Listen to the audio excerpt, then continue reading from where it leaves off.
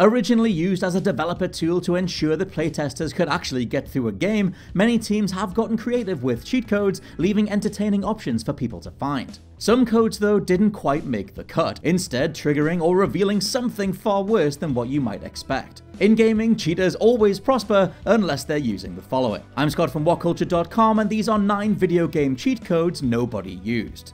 Number 9. The Konami Code. Gradius 3.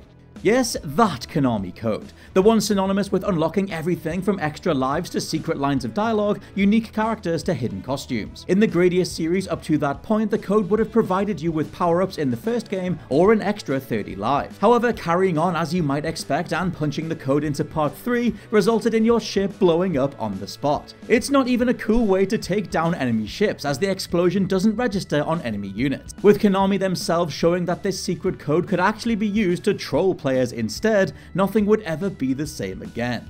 Number 8. Level Skip. The Lion King. In the 16-bit era, games like Aladdin, Goof Troop, and Castle of Illusion garnered a reputation for being mostly solid and recommendable, but stupidly tough over time and eventually impossible to finish. The SNES versions in particular are still worth playing, using the console's extensive color palette and sound chip to recreate scenes from the movies in question. Level design was always intuitive, and the challenge demanded that kids sharpen their senses and get their reaction speeds up. Level skipping then had been with games for a long time. Before the era of save states, repeat playthroughs could be a pain for anyone who didn't know how to warp to where they left off. In the Lion King's case, that code certainly worked, but beating the level you've now chosen then reset you all the way back to level 2. Whether this was an intentional way to remind you that completion had to be earned or it was just a glitch, it meant there was little point actually using the code to skip levels at all. Number 7. Basically anything. BanjoKazooie. Rarely does a game actually ask you to punch in buttons manually using the character in-game to activate cheats. Developers Rare are treasured for doing things their own way though, and the immaculate BanjoKazooie was no different. While many rave about the stop and swap capabilities that worked in conjunction with this specific cheating area, since the codes could only be input in one specific part of the map, most people that have actually tried these codes can describe in vivid detail just how tedious and laborious the whole process is. Banjo had to walk across a set of tiles, not arranged alphabetically, and ground pound on each lettered tile in order to form codes, some of which could go on as long as a sentence. Even worse, some of these codes waived save functionality since they were intended for use by beta testers and the quality assurance team. Few things are as bad as going through all the effort to put the code in and not even being able to properly reap the rewards. Number 6. The Invincibility Code. Battlefield 1942. First off, this cheat was only accessible in the single-player mode of Battlefield 1942, a game that was built almost exclusively for online multiplayer. Still though, every now and then you might want to brush up on headshots against the AI or try out a wider variety of weapons, especially when 1942's player base became insanely good at wiping you out from across the map. Getting a feel for gameplay offline can be awesome, but flicking on Invincibility had the automatic effect of reducing the amount of bots on your team. This meant not only is the game already tilted in favor of the opposition for the sake of challenge, but even with Invincibility you're still always going to lose because Battlefield is all about controlling the majority of a map. As fun as being a Rambo-style one-man army in World War II sounds, the cheat can't do anything about your run speed or ability to be in 2 places at once. Number 5. Tofu Survivor.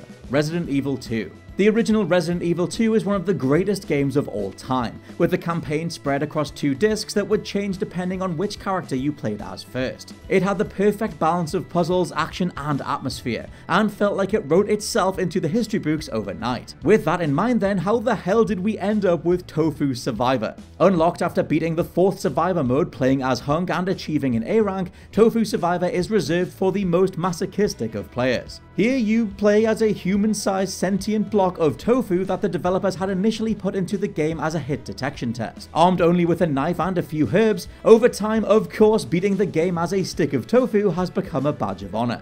Number 4. Exploding Lara. Tomb Raider 2. Very much a you had to be there at the time kind of thing. No character has ever been under more scrutiny for a nude code than Lara Croft. The first female icon of 3D gaming, horny AF 90s video game standards catapulted the balloon-chested archaeologist into superstardom, seeing Lara do everything from sell Lucozade to appear on the walls of every teenage boy's bedroom. With all this conversation around Lara's ridiculous form was the constant implication that a nude code existed. Your bigger brother knew what it was, your friend who always lies on the playground knew what it was, but in reality it wasn't in the first game and obviously didn't exist. Come part 2, Core Design knew people would be punching in all manner of buttons, and decided to include something as a reward. Involving stepping forward and back, rotating 3 times, then backflipping, Lara's body would instead burst apart and any remaining limbs would further explode when touching the ground. Cue those same bigger brothers and playground liars passing this around as the real code, only for the rest of us to discover the truth when we tried at home.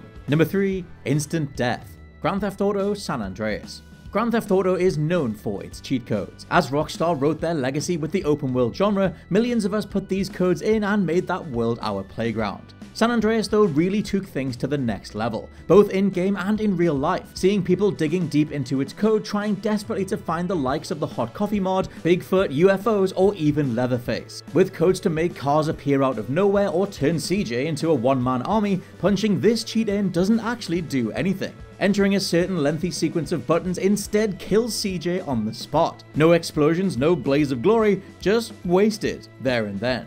Aside from using it as a prank on your friends, which okay, maybe that's purpose enough, there's no real reason to input a load of buttons just to die immediately. Number 2. Hostile Cars. Saints Row 2. In the years between GTA San Andreas and GTA 4, few franchises had a better opportunity to take Rockstar's crown than Saints Row.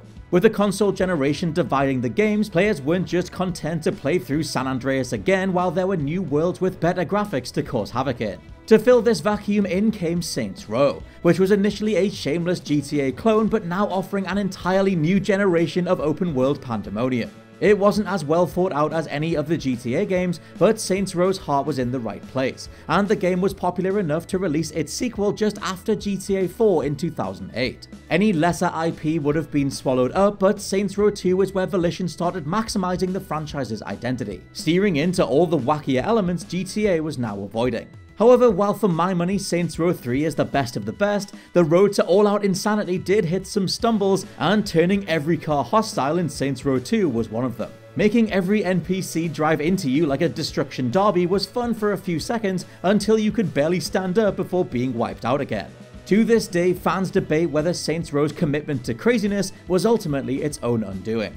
And number 1, Donkey Kong Mode. GoldenEye 007. GoldenEye stands in a category with Halo for what it did to help make first-person shooters viable on home consoles. Not just for multiplayer, but with immersive, stylish single-player campaigns, in this case recreating the action Pierce Brosnan's Bond films were showcasing on the silver screen.